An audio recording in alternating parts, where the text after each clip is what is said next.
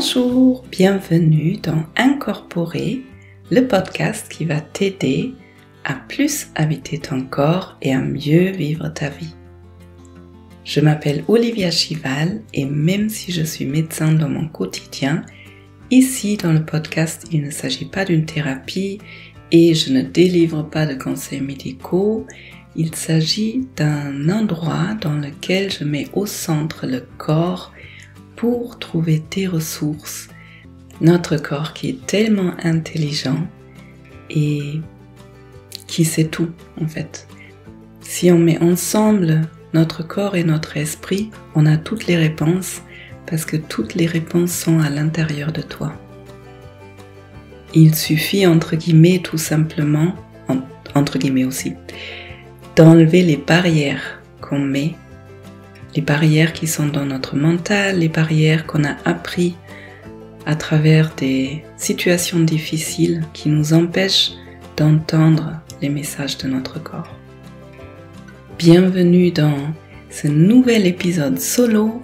J'espère que tu vas bien et peut-être tu as envie en début de cet épisode de juste prendre une grande inspiration et de faire une longue expiration pour laisser ton corps justement relâcher les tensions qui sont là.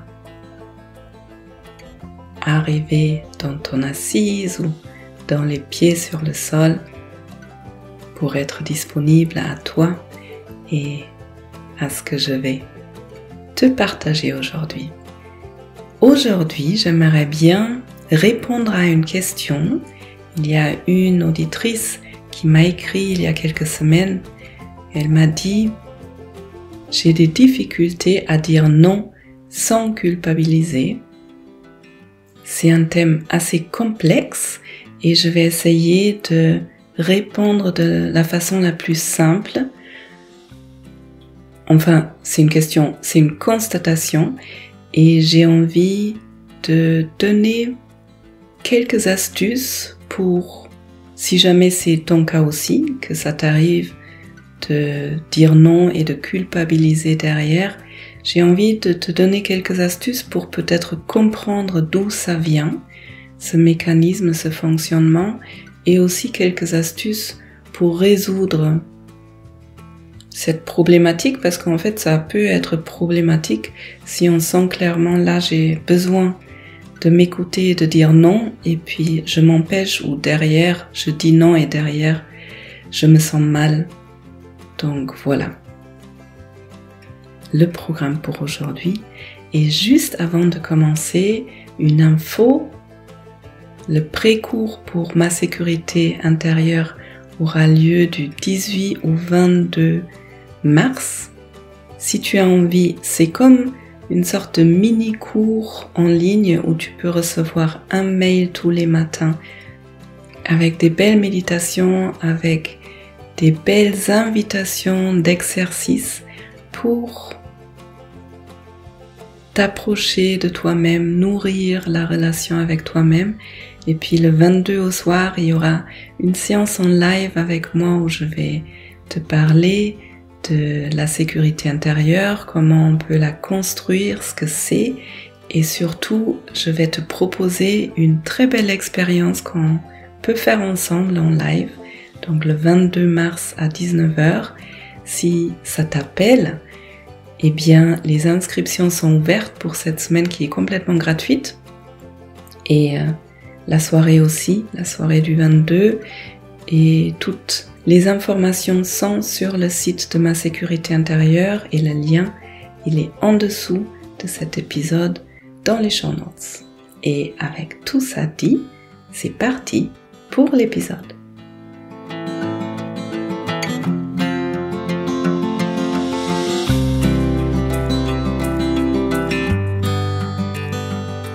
Alors, la constatation, j'ai des difficultés à dire non sans culpabiliser. Pour moi déjà, il y a deux grands thèmes dans cette phrase. Il y a le thème dire non, j'ai des difficultés à dire non, et il y a le thème de la culpabilité. Je vais donc aborder un thème après l'autre et ce que j'ai envie de faire, c'est te dire des choses qui me viennent par rapport à ces deux sujets dans la première partie du podcast. Et toi, peut-être, si ça t'arrive aussi de sentir une culpabilité après avoir dit non, eh ben peut-être tu peux laisser infuser mes phrases, mes mots, ce que je vais te dire et ressentir à l'intérieur. Peut-être il y a des choses qui vont pas du tout te parler et peut-être il y a des endroits où tu te sens touché et de prendre note juste des mots, des phrases qui te touchent parce que ça peut-être, ça peut t'amener sur une piste de l'origine de cette difficulté et tout ce qui te parle pas, tu laisses passer, tu laisses de côté.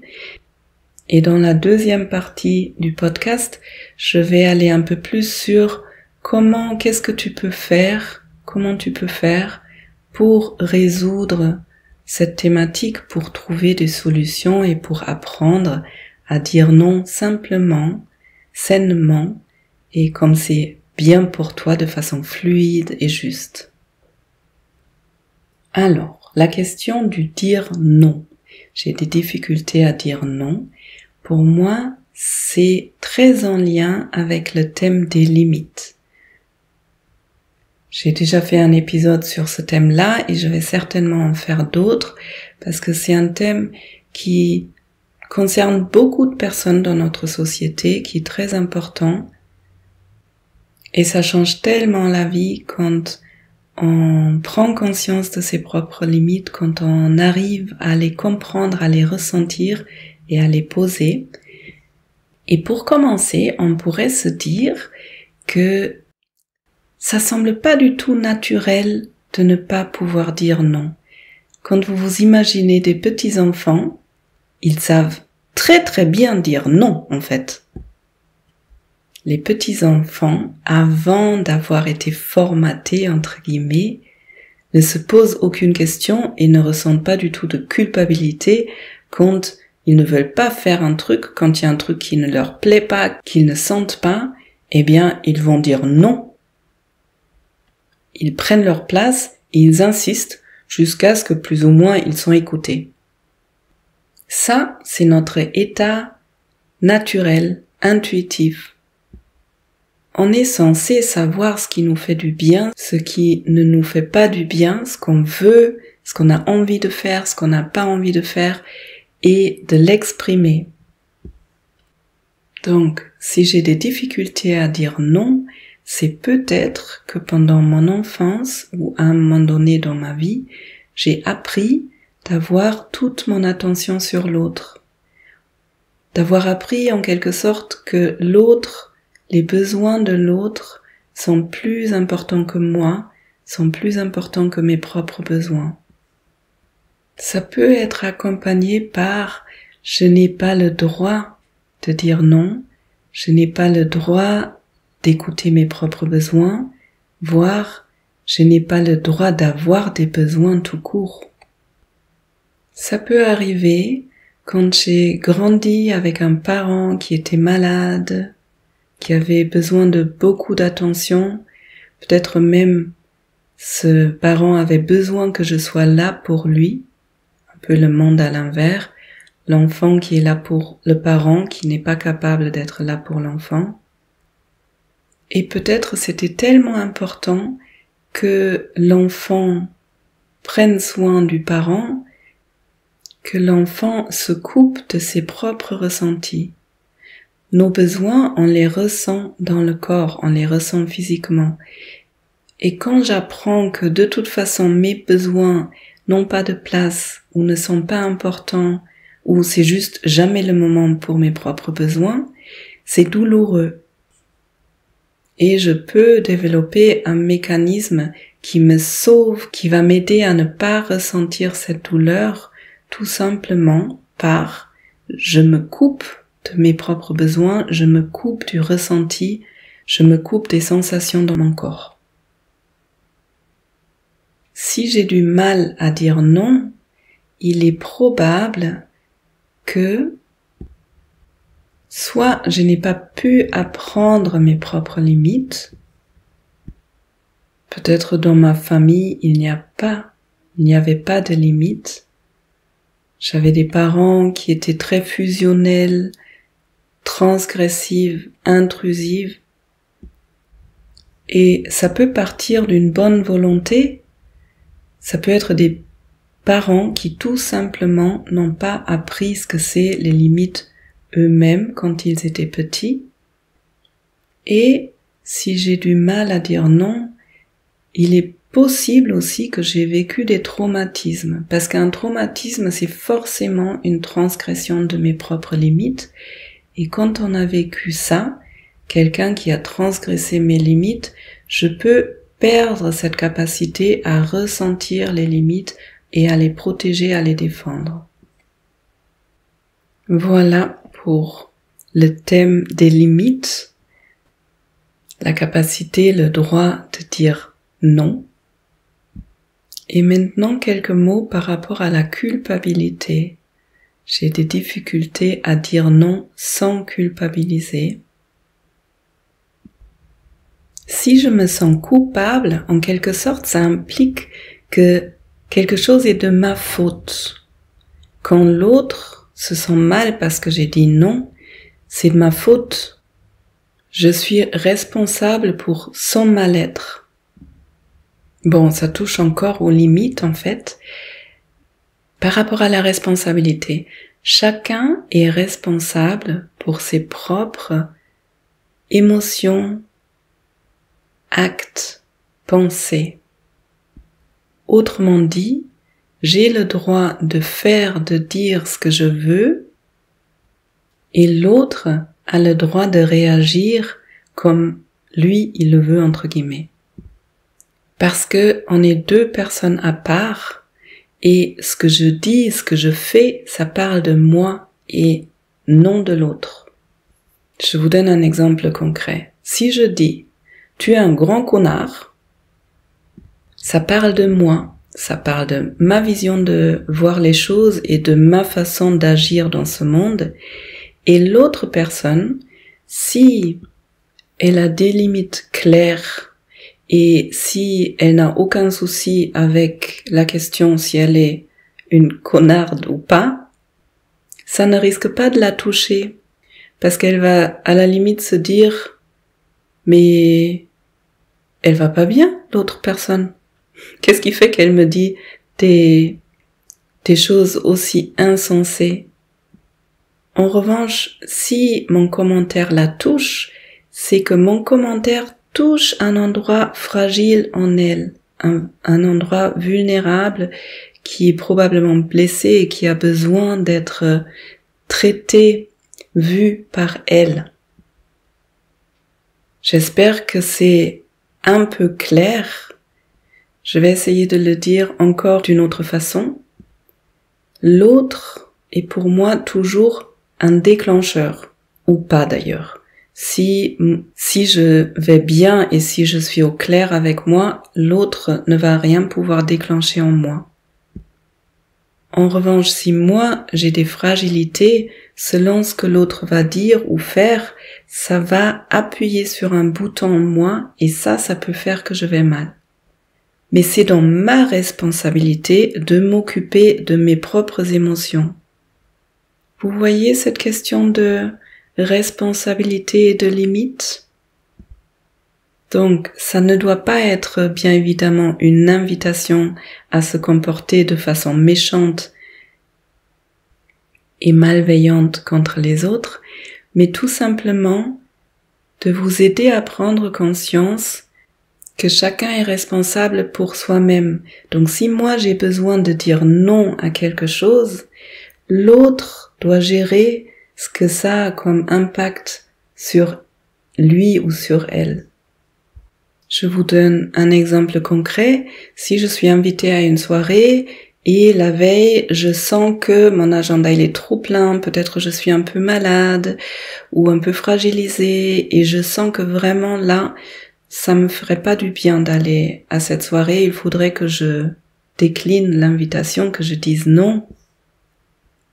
Oui, il est possible que la personne qui m'a invitée, si elle tient à moi, elle ressent une déception, et en même temps, ce n'est pas de ma faute. J'ai le droit d'écouter mes propres besoins, l'autre personne a le droit de s'occuper de sa déception, et d'ailleurs, premièrement, si j'y vais et en même temps je me sens pas du tout bien, personne va profiter de ma présence. Moi, je vais me sentir mal, je vais payer le prix après, et personnellement, je risque d'être de mauvaise humeur, donc les autres en plus risquent de le prendre contre elles, ou en tout cas, personne va passer un bon moment. Et aussi, si l'autre personne m'aime vraiment, eh bien, elle va souhaiter que je prenne soin de moi pour que j'aille bien. Et du coup, c'est vraiment préférable pour tout le monde que à ce moment-là, je dise non, et peut-être à un autre moment, je suis disponible et je vais à une soirée ou rencontrer cette personne et on va vraiment passer un bon moment ensemble. Des fois, quand on se sent coupable, quand on dit non, ça peut aller jusqu'à j'ai honte de mes propres besoins ou même jusqu'à je n'ai pas le droit d'exister avec mes besoins. Et quand c'est des phrases aussi dures, grands, violents, qui vous touchent, c'est que probablement il y a un trauma derrière et que c'est vraiment intéressant de regarder un peu qu'est-ce qui s'est passé pour que j'ai honte de moi-même. La honte, elle est souvent liée à la culpabilité et elle peut apparaître suite à des traumatismes. Peut-être j'ai appris à me sentir coupable. Il y a certaines personnes dans l'éducation qui agissent, qui travaillent entre guillemets avec la culpabilité, plus ou moins conscient. Il y a la religion qui fonctionne avec la culpabilité, et quand j'ai grandi dans un milieu où j'ai appris que quand je ne fais pas ce que je dois faire, ou si je ne suis pas d'une certaine façon, on me culpabilise, ça peut devenir quelque chose de très habituel de vite se sentir coupable. Puis la culpabilité, les anglophones disent « it's the easy way out », c'est la porte la plus simple. En fait, en dessous de la culpabilité, il y a souvent une émotion qu'on n'a pas envie ou peut-être qu'on n'est pas capable de ressentir parce qu'elle est trop douloureuse. Donc si vous ressentez une culpabilité, vous pouvez vous demander quelle émotion serait là s'il n'y avait pas la culpabilité.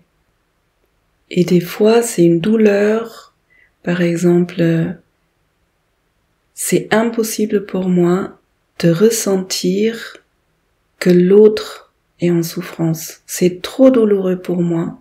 Et donc, si je n'ai pas la capacité de ressentir cette douleur, eh bien, je mets la culpabilité dessus et je ne suis pas obligée de sentir cette douleur-là. Ça peut être aussi une tristesse que je n'ai pas envie de ressentir. Peut-être la tristesse d'une impuissance de ne pas pouvoir aider l'autre dans sa douleur quand je dis non. Pour quelqu'un qui a appris qu'il doit forcément être là pour l'autre, le consoler, être responsable pour le bonheur de l'autre, ça peut être extrêmement douloureux de se sentir impuissant, parce qu'en fait, on ne peut pas être responsable pour le bonheur de l'autre, comme on n'est pas responsable pour la douleur, pour la déception, pour la tristesse de l'autre. Voilà pour la première partie. Peut-être il y avait des pistes qui vous en parlaient, peut-être vous avez senti que il y a tel et tel endroit où je pourrais creuser un petit peu plus, il y a peut-être une raison pour laquelle je me sens coupable de dire non. Et maintenant, dans la deuxième partie, je veux aller un peu plus vers ce que vous pouvez faire pour apprendre à dire non sans culpabiliser. Donc, pour le côté apprendre à dire non, comme je vous ai dit tout à l'heure, ça touche vraiment au sujet des limites et on peut apprendre à poser, à ressentir ses propres limites. On peut apprendre à dire non. Pour ça, il est vraiment intéressant d'apprendre à ressentir les sensations de notre corps. Parce que c'est le corps qui connaît nos limites. C'est moins notre tête qui va toujours essayer de voir le pour, le contre, de négocier, etc. Notre corps, il ne négocie pas. Il sait exactement ma limite, elle est là. Et là, j'ai besoin de dire non. Et si on apprend sur un plan physique, corporel, à dire non, étrangement, dans la vie quotidienne, ça va pouvoir se faire sans même que je doive réfléchir sur la façon de le faire. Donc, apprendre à aller dans le ressenti du corps, à se relier, à faire amitié avec votre corps, pour apprendre à entendre les signaux et pour apprendre à poser nos limites. Et par rapport à la culpabilité, déjà, si je suis vraiment bien dans mon corps, si j'habite mon corps, le plus je suis en lien avec mon corps, le moins je vais me sentir coupable parce que je vais sentir physiquement qu'en fait c'est juste de dire non à cet endroit. C'est un peu comme si j'apprenais à avoir une vraie assise, une stabilité, une force à l'intérieur qui va dire non.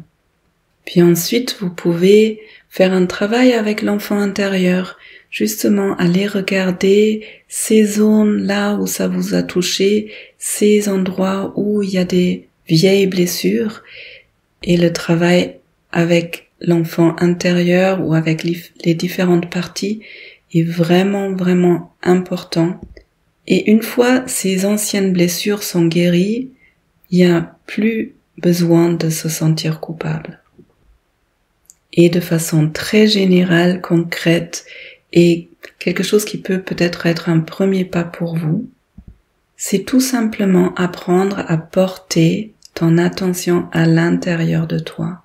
Parce que quand j'ai du mal à dire non, quand je me sens coupable, c'est que mon attention, elle est vraiment sur l'autre personne. À partir du moment où je ramène mon attention à l'intérieur de moi, sur les émotions qui sont à l'intérieur de moi, sur mes propres besoins, si je commence à me nourrir, à m'occuper de ma propre tristesse, de ma propre douleur, l'autre devient en quelque sorte moins important. Moi-même, je prends plus d'importance et la culpabilité, elle va automatiquement diminuer. Donc en fait, c'est comment tu peux nourrir la relation avec toi-même pour que toi-même tu redeviens plus important que l'autre, puisque toi, tu es la personne la plus importante dans ce monde, dans ta vie. Et il y a Tara Brach qui dit souvent « How can I be with that ?» Comment je peux être avec ça? Comment je peux être avec toute cette tristesse, toute cette douleur qui est à l'intérieur de moi? Comment je peux apporter de la bienveillance, de l'amour, mon attention à mon propre monde intérieur, à ma propre tristesse, à ma propre douleur? Et la culpabilité qui est là par rapport à l'autre, elle va se dissoudre.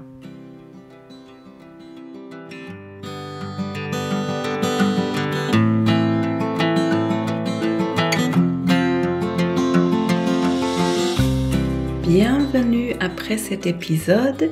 J'espère que tu te sens inspiré, que tu as trouvé quelques réponses, quelques pistes de réponses pour mieux te comprendre et ou pour mieux comprendre des personnes dans ton entourage. Peut-être tu as trouvé des pistes pour plus facilement pouvoir dire non, écouter tes propres besoins sans culpabiliser. Et si tu as envie d'apprendre à te rapprocher de ton corps, de tes sensations, de tes limites. Les limites, en fait, c'est le thème central de ma sécurité intérieure.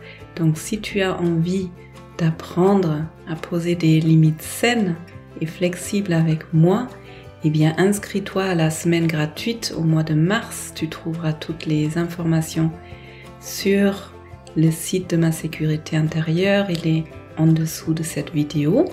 Et si tu souhaites soutenir mon travail, tu peux bien évidemment partager cet épisode, tu peux me laisser des commentaires et ou des étoiles, des pouces vers le haut selon où tu écoutes ce podcast. Et maintenant, j'espère que tu vas bien. Je te souhaite en tout cas plein de douceur, plein d'écoute de toi-même et je te dis à bientôt. Belle journée, belle soirée.